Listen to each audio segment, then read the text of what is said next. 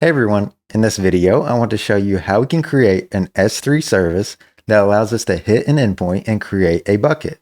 This is useful because our teammates inside of WayScript can use it too, and that means we don't have to give them any credentials to AWS, but instead they can have a WayScript account and hit this endpoint too.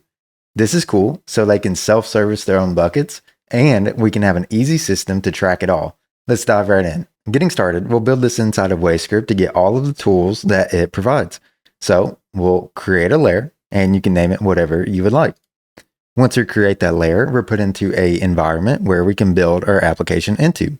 We'll click on develop, and since we're creating a service, we'll probably want some type of server to host it on. In my example, I will use a flask server, and I will do that by creating a new file and calling it app.py. All of this code is on GitHub, and that will be linked down below in the description if you want to copy this exact code and use it for yourself. So over on GitHub, we have this code, and I will copy it and paste it in. Don't worry, I'll go through and explain all of this so you know what's going on. But if you have any questions, please post them in the comments and we'll be happy to reply to them. What we're using here is, like I said, we're creating a flask server, and we will host this using WayScript.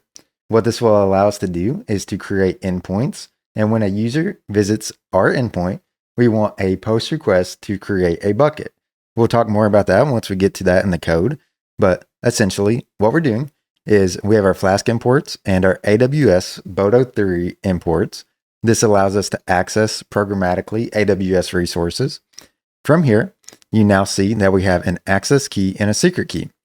We're pulling these from the environment, and that's another cool feature of WayScript is we can actually store these inside of WayScript, and we'll do that now.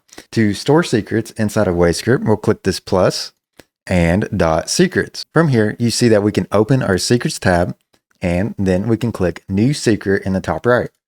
At this point, it is asking us for our secrets. This is where we will need to go to AWS, use IAM Management Console, and get a user that has permissions to our S3 buckets. I have a full guide linked on how we can do this in the description below, but we'll very quickly zoom through this and create a new user. So we'll create some username, and we want to give them programmatic access and click on permissions. At this point, we need to either create a group that has S3 permissions, or if you already have one, like I do here, that has full AWS S3 access, we'll just add it to that group. Finally, we'll review this and create the user. Once we have that user created, these are the credentials that we'll want to post into our WayScript.secrets account. We'll copy our access key. We will need to make sure that these are spelled exactly the same as they appear in our code. As you see, these are access key, all caps, and secret key, all caps. So access key will be this value. We'll add that secret. And now we'll do the same thing with our secret key. Once you have both of those, we'll go back to our code. You see that these will be taken care of. A cool function that we're creating in this is whenever a user accesses our endpoint, we don't want them to have to pass any information.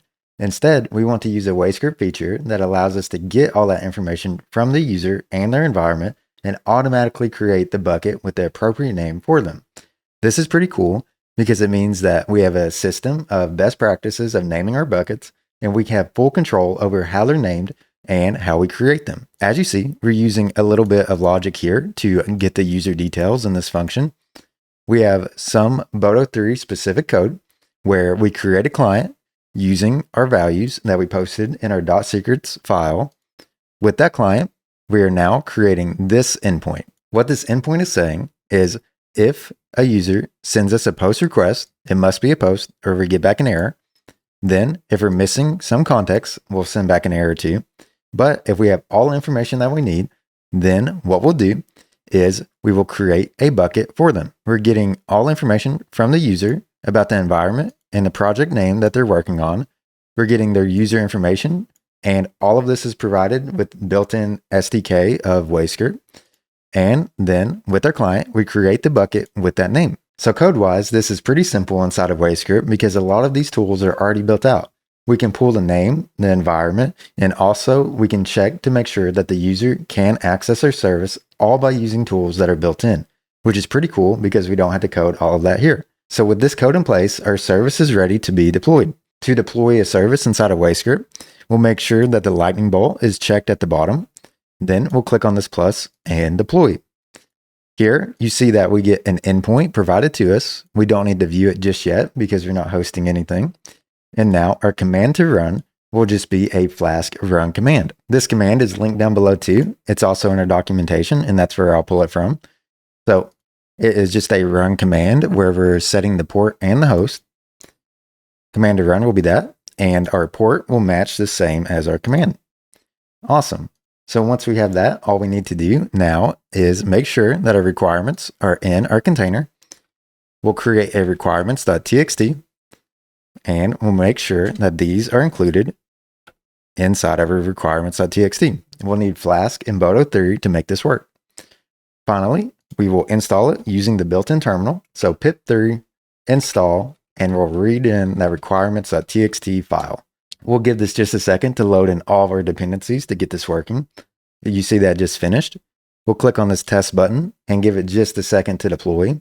And once this deploys, we should get back an error at our home page because in our application, you see that our route is /create bucket. So we'll just send a GET request by visiting that link to make sure it's working. And we should give back the error of please send a post with this payload. So we'll open this up, should get an error at the home page, and then we will go to our create bucket endpoint. And as you see, we get back that error. So we know our project is working. And now I want to show you how a user can use this application to create buckets for themselves. As the admin, we've done all we need to do at this point. Now a user, let's say someone logs on and creates an environment and they want an S3 bucket. Instead of having to interface with you like they would have to before, what they can do is go into the workspace that this container is in. So as a team, you're probably all working in the same workspace. They'll create some project that they want to work on. So we'll say important Python application. I am the end user. I don't have any access to AWS, but I want an S3 bucket to store things into. So I just created this brand new environment. And what I can do is I can go into code that is already typed out for me. I will copy this and I will run this through my terminal. So we'll create a bucket creator.py. We'll paste in this code, and we will need to change a few things here because this is just demo code. So this bearer token is your WayScript account bearer token, and that handles all of the authentication that we need. For a user to get that, we will need to go into their settings on WayScript. So we'll open up settings, application keys, and we'll copy this bearer token. We'll go back into my application and we'll paste that in. So this is neat because it has nothing to do with AWS whatsoever. It only has to do with my WayScript account. My layer endpoint URL will be the endpoint that we created as the system admin on our previous layer. So we'll go back in. We can click this endpoints tab and we will click copy. An important thing to note here is that we are having to do this. Since I just created this service, we're having to change some of these values. But now that we have this file here, we would never have to change it again. And we can just copy and paste this in as we need to because our endpoint isn't going to change like how it just did because we just created our service. So as the consumer of the service, now all I would have to do to create a bucket is to execute this Python script. It will hit the service that my system admin likely made, and I'll have a bucket made. So to execute this, it will just be Python bucket creator.py, and we'll let that execute. You see that we get back all information on our bucket and where it was and our status code. You see we get back at 200, and that means it worked. Not to overdo the cool WayScript features in this video, but an awesome thing that I would like to note here is that as the end user, I don't have to worry about any of the information about the best practices in creating this bucket. Instead, I can just pass in my layer information using the WayScript SDK and send that to the endpoint. And the endpoint knows exactly what to do with it. You see that our bucket name is Derek Important Python Application -dev. That means all from that one service. We know this is a dev environment. We know who created it and for what project it's for.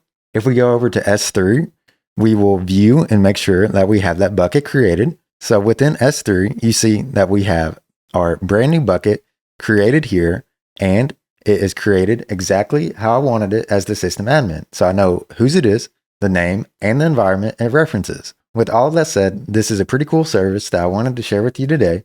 If you have any questions or any ideas on how we can improve this or what we might do next, please let us know and we'll be happy to help. Until next time.